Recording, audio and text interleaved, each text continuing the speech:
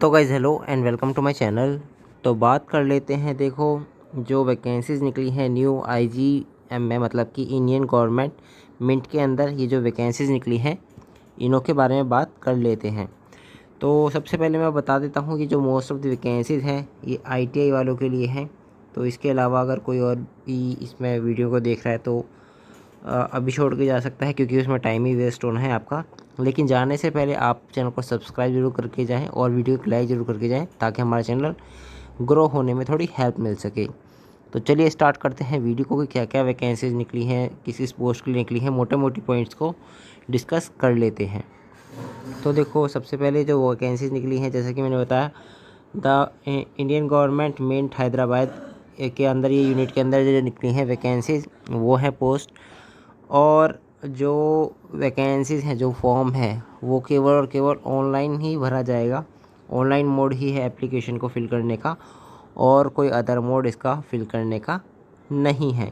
सारी चीज़ें डिस्कस करेंगे जो मोटी मोटी होंगी। बाकी आपको डीप में पढ़ना है तो आपको नोटिफिकेशन ही पढ़ना पड़ेगा। बाकी जो मोटी मोटी पॉइंट्स हैं वो मैं आपके साथ में शेयर कर ले रहा हूँ।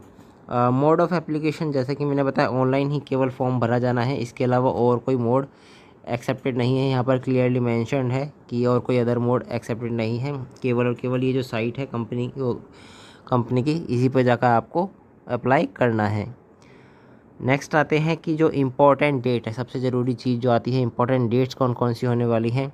तो फॉर्म भरने की जो स्टार्टिंग की डेट है वो होने वाली है 2/9/2023, जो कि ऑलरेडी निकल चुकी है। मतलब कि आप अपना जो फॉर्म है वो भरना स्टार्ट कर सकते हैं, ऑनलाइन अप्लाई कर सकते हैं इसको। और जो लास्ट डेट होने वाली है फॉर्म भरने की वो होने की 1/10/2023, मतलब कि 1 अक्टूबर 2023।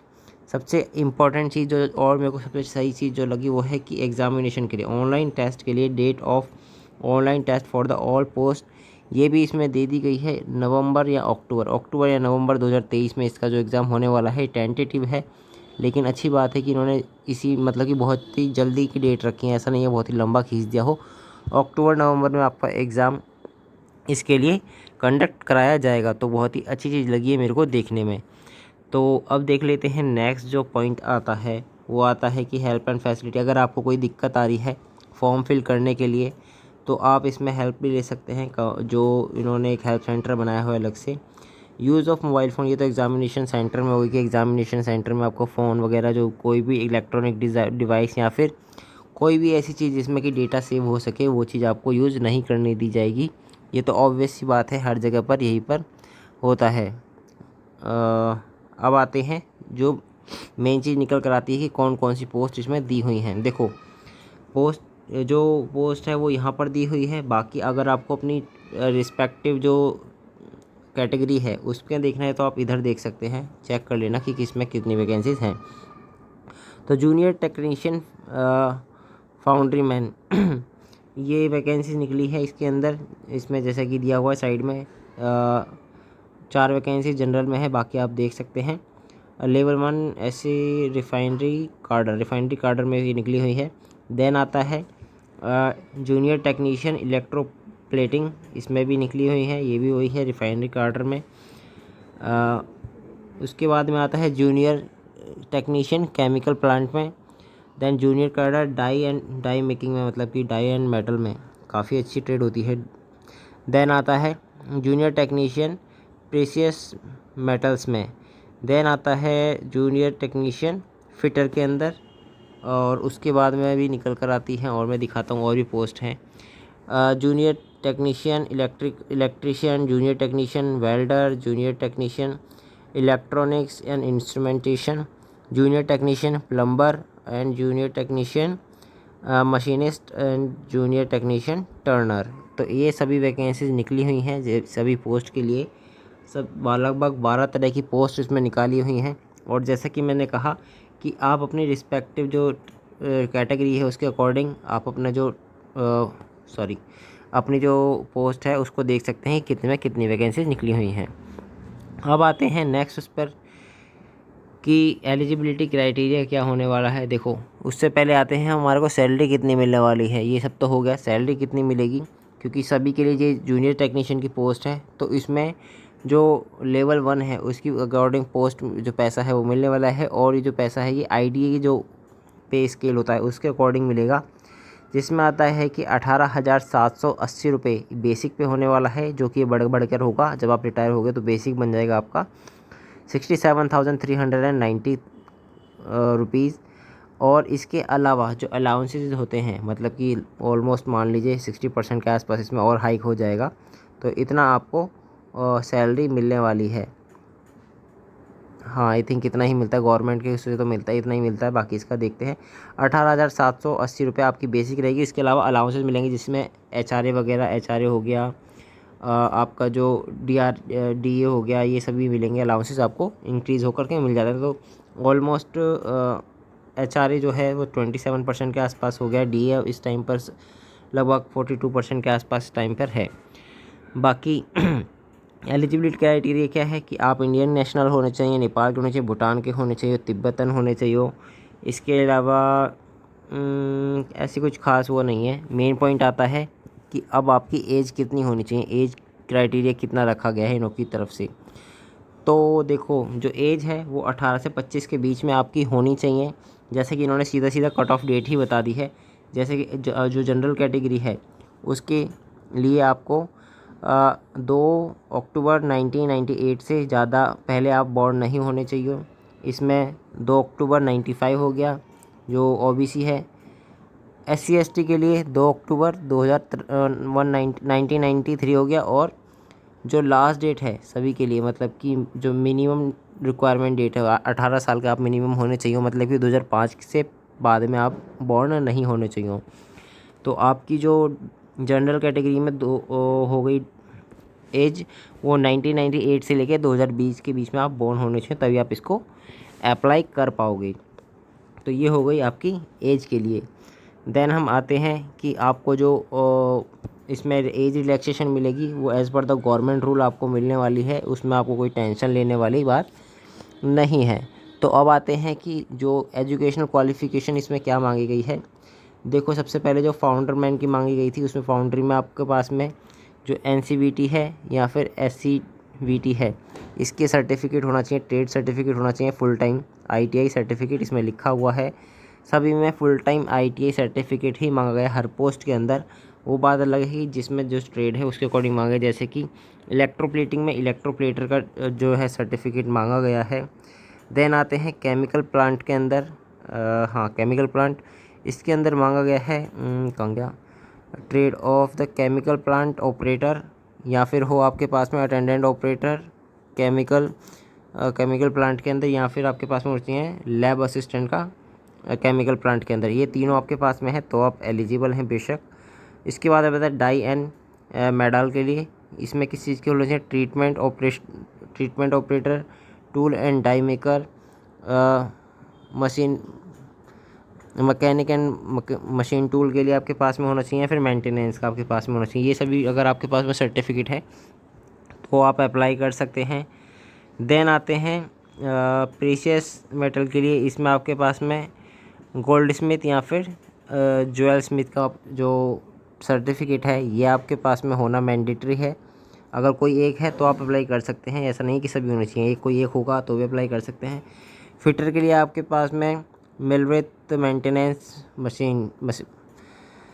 मैकेनिक का आपके पास में जो सर्टिफिकेट है वो होना चाहिए। इसके बाद में आते हैं, कहाँ तक पहुँचे हम, ओके, इलेक्ट्रिशियन का सर्टिफिकेट आपके पास में होना चाहिए। वेल्डर है तो आपके पास में वेल्डर का होना चाहिए। देन आते हैं इंस्ट्रूमेंटेशन में, इलेक्ट्रॉनिक्स एंड इंस्ट्रूमेंटेशन, इसके साथ में इलेक्ट्रॉनिक्स का हो, इंस्ट्रूमेंटेशन हो, इलेक्ट्रॉनिक्स मशीन मैकेनिक या फिर इंस्ट्रूमेंटेशन, ये कोई सा भी आपके पास में हो तो आप अप्लाई कर पाएंगे। देन आते हैं प्लम्बर का, आपके पास में प्लम्बर का सर्टिफिकेट होना चाहिए, एनसीवीटी या एससीवीटी वाला। तो ये सभी हो गई आपकी एजुकेशनल क्वालिफ़िकेशन जो कि मैंडेटरीली मांगी गई है आपकी तरफ से। अच्छा, 2 रह गए हैं अभी, एक मशीनिस्ट एंड टर्नर। तो मशीनिस्ट आपके पास में होना चाहिए, मशीनिस्ट ग्राइंडर के आपकी पोस्ट होनी चाहिए, दोनों में से कोई भी हो। और टर्नर में टर्नर वाला सर्टिफिकेट आपके पास में होगा तो आप एलिजिबल हो जाएंगे। The candidate must hold the certificate from the NCVT and national institute of certificate the course of the certificate must have been recognised from the university. अच्छा, एक और चीज़ इसमें लिखी गई है, मैंने पढ़ी थी कि आपकी जो लास्ट डेट है तब तक आपको जो सर्टिफिकेट है वो क्लियर होना चाहिए, तभी आप इसमें अप्लाई कर पाएंगे। तो ये भी चीज़ आपको ध्यान रखनी पड़ेगी। The candidate applying against the vacancies reserve for the EWS, ये रहने दीजिए। देन आते हैं, हाँ, एग्ज़ाम कैसे होने वाला है। मेन चीज़ तो यही निकल कर आती है कि एग्ज़ाम का पैटर्न क्या रहेगा। तो एग्ज़ाम के 2 पार्ट्स होने वाले हैं। पहला पार्ट जो है उसमें 30 क्वेश्चंस होंगे, सेकंड पार्ट में 60 क्वेश्चंस होंगे। पहले पार्ट में क्या होगा कि general ability, general basic English language जो होती है हमारी, basic computer knowledge and basic arithmetic ability, ये सभी आपके आएंगे। मतलब 4 सब्जेक्ट हो गए 30 मार्क्स के अंदर, और 30 क्वेश्चन हो गए। 30 क्वेश्चन में से ये 4 सब्जेक्ट आने वाले हैं, जो कि पार्ट ए हो गया। देन आता है हमारा पार्ट बी, जिसमें आपका सब्जेक्ट होगा, जैसे कि आपके टर्नर हो गए या फिर मशीनिस्ट हो गई, आपकी जो ट्रेड है उसके अंदर से 60 क्वेश्चन पूछे जाएंगे, और हर एक क्वेश्चन के 2 मार्क्स इसमें माने जाएंगे। तो 120 मार्क्स इसके हो गए। ऊपर वाले में 1 नंबर का 1 मार्क्स है, नीचे में 1 नंबर एक क्वेश्चन के 2 मार्क्स आपको मिलेंगे। तो टोटल आपके 150 मार्क्स हो गए यहाँ पर। टाइम कितना मिलने वाला है, पार्ट ए में 30 मिनट्स, पार्ट बी में 60 मिनट्स। मतलब कि एक क्वेश्चन के लिए 1 मिनट आपको मिलने वाला है। टोटल हो गया 90 मिनट्स का टाइम। तो एग्ज़ाम का पैटर्न सिंपल ही है, मतलब कि आपको पता चल गया क्या किस तरह के मार्क्स होने वाले हैं। अब आते हैं कि कट ऑफ मार्क्स कितना चाहिए। कट ऑफ मार्क्स का मतलब पहली बात तो ये नहीं होता कि इतने मार्क्स आपके आ गए तो आप इसमें क्वालिफाई कर जाएंगे। ये होता है मिनिमम जो मार्क्स होते हैं ना, मतलब इससे कम अगर आपके मार्क्स आए तो आप सीधे सीधे बाहर हैं, तब तो आप इसमें किसी भी हाल में सेलेक्ट नहीं हो गई। तो वो कितने मार्क्स हैं, जनरल और EWS के लिए 55% आपको लाने ज़रूरी हैं। OBC के लिए 50% आपको लाने ज़रूरी हैं, और SC ST अगर कैटेगरी से आप बिलोंग करते हैं तो आपके 45% मार्क्स मैंडेटरी हैं, आपको लाने ही लाने पड़ेंगे अगर आपको क्वालिफाई करना है तो। इम्पॉर्टेंट दैट नो सेपरेट, अच्छा हाँ, इसमें एक और चीज़ लिखी है कि नो सेपरेट, मतलब कि कोई भी सेपरेट मार्क्स आपको नहीं चाहिए। जैसे कि आप ये सोचें कि आपको पार्ट ए और पार्ट बी दोनों में 50-50 या 55-55% लाने हैं, ऐसा नहीं है। दोनों को मिलाकर, पार्ट ए और पार्ट बी दोनों को मिलाकर आपको ये मिनिमम मार्क्स लेकर के आने हैं। तो ऐसी टेंशन वाली बात नहीं है कि आपको दोनों ही पार्ट में इतने मार्क्स लाने पड़ेंगे तभी आप क्वालिफाई कर पाएंगे। तो ये चीज़ अच्छी है। अदरवाइज़ काफ़ी सब्जेक्ट्स में ये होता है कि जो सेपरेट जो सेक्शन होते हैं उनों के अंदर आपको जो क्वालिफाइंग मार्क्स होते हैं उनों को क्वालिफाई करना पड़ता है। तो वहाँ पे थोड़ा सा ये कंपटीशन टफ हो जाता है, क्योंकि वहाँ पे काफ़ी ज़्यादा लोग बाहर निकलते हैं। क्योंकि कुछ लोग अपने सब्जेक्ट में अच्छे होते हैं तो दूसरे में नहीं होते, और दूसरे में अच्छे होते हैं तो अपने सब्जेक्ट में अच्छे नहीं होते। ये चीज़ भी निकल कर आती है। Other instructions in the selection process reading है देयर विल बी, हाँ, सबसे अच्छी चीज़ जो है वो ये है कि आपके लिए कोई भी नेगेटिव मार्किंग इसमें नहीं रखी गई है। तो अगर आप फॉर्म भर रहे हैं और एग्ज़ाम देने जा रहे हैं तो सभी क्वेश्चन अटैम्प्ट करके आना। कोई भी टेंशन नहीं है कि आपके नेगेटिव मार्क होंगे। मान लो कि आप तुक्के भी मारे हो और 2-4 सही हो गए तो आपके लिए अच्छा ही रहेगा, आपको बेनिफिट ही मिलेगा, उसका कोई भी नुकसान नहीं होने वाला है, क्योंकि कोई भी नेगेटिव मार्किंग नहीं है। सबसे बढ़िया चीज़ मेरे को यही लगी इसको देखते हुए। अब आते हैं जो एग्ज़ामिनेशन सेंटर हैं उनों के लिए इन्होंने बहुत ही सिलेक्टेड सिटीज़ को रखा गया है, जिसमें कि आता है हैदराबाद हो गया, चेन्नई हो गया, मुंबई हो गया, कोलकाता हो गया, और ऑब्वियसली बात है दिल्ली NCR यहाँ पर हो गया। मतलब कि 5 ही सिटीज़ को इन्होंने सेलेक्ट करा है एग्ज़ामिनेशन के लिए। तो आपको देखना पड़ेगा कि आपके आसपास आप अगर फॉर्म भर रहे हैं तो आपके आसपास में कौन सी जो सिटी है वो पड़ने वाली है, ताकि आपको कन्वीनियंस रहे और ज़्यादा इधर उधर आपको ना भागना पड़े। क्योंकि और उसी तरह से सिलेक्शन भी करना, क्योंकि बाद में फिर ये लोग नहीं आपका चेंज करेंगे एग्ज़ामिनेशन सेंटर। अब आते हैं फ़ीस के ऊपर। फ़ीस कितनी होने वाली है, तो अगर आप बिलोंग करते हैं SC ST PWDs and ex servicemans को, तो आपकी जो फ़ीस है वो केवल और केवल आपको इंटीमेशन चार्जेस जो होते हैं वो पे करने हैं, जो कि है 300 रुपीज़। इसके अलावा जो भी कैटेगरीज़ हैं, जो कि हो गई हमारी जनरल कैटेगरी, OBC कैटेगरी और EWS, ऊपर वाले में एक्स सर्विसमैन था, इसमें नीचे वाले में EWSS करके है। तो इसमें एप्लीकेशन फ़ीस इंक्लूड है और इंटीमेशन फ़ीस इंक्लूड है, दोनों चीज़ है। ऊपर वाले में एप्लीकेशन फ़ीस नहीं है, केवल इंटीमेशन फ़ीस है। और जो बाकी जो जनरल और EWS और OBCs हैं इन लोगों को देने हैं 650 रुपीज़, जो कि जिसमें कि दोनों ही फ़ीस इंक्लूड हो जाती हैं। तो एक मिनट रुक जाओ नीचे। The above fees is inclusive of GST, ठीक है, इसमें जीएसटी इंक्लूड है, तो आपको इसके अलावा और कोई एक्स्ट्रा पैसे नहीं पे करने, और आपको फ़ीस ज़रूर पे करनी है, अदरवाइज़ आपका जो फॉर्म है वो ऑब्वियस ही बात है रिजेक्ट हो ही जाएगा। तो इसमें कोई भी सोचने वाली बात नहीं है। हाउ टू अप्लाई, वही हो गया, ऑनलाइन आपको अप्लाई करना है, जो कि पहले ही इसमें बता दिए गए हैं। सारे डॉक्यूमेंट्स वगैरह आपको इसमें प्रोवाइड करने पड़ेंगे। तो आई होप मैंने मोटा मोटी सभी पॉइंट्स को कवर कर दिया है, आपको अब कोई डाउट नहीं होगा। इसके अलावा भी अगर आपको कोई डाउट है, इवन मैं कहूँगा आपको एक बार नोटिफिकेशन भी देखना पड़ेगा, क्योंकि बहुत ही लंबा नोटिफिकेशन है उसके अंदर। अगर इसके अलावा भी आपको कुछ और डीप पॉइंट जानना है तो आप कमेंट सेक्शन में मेंशन कर सकते हैं। लगभग 55-56 पॉइंट पेजेस का पूरा नोटिफिकेशन ये है। इसमें से मैंने मेन पॉइंट्स को निकाल कर आप लोगों के सामने रख दिया है। बाकी इसी तरह की वीडियोस के लिए चैनल को सब्सक्राइब करना ना भूलें, वीडियो को लाइक दें, और अगर कोई भी डाउट है तो कमेंट सेक्शन में मेंशन करें। तो मिलते हैं नेक्स्ट वीडियो में, तब तक के लिए थैंक यू वेरी मच।